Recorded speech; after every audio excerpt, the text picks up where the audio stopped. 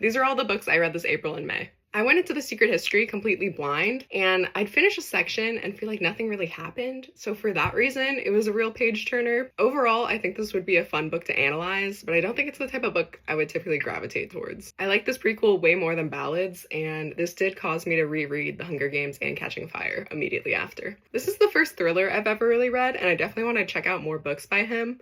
This follows a black sheriff solving a series of crimes in a small town in Virginia, where racial tensions are very high. One thing I didn't like about this, though, is that I feel like Titus isn't the type of sheriff to go on his ex's podcast about an ongoing investigation.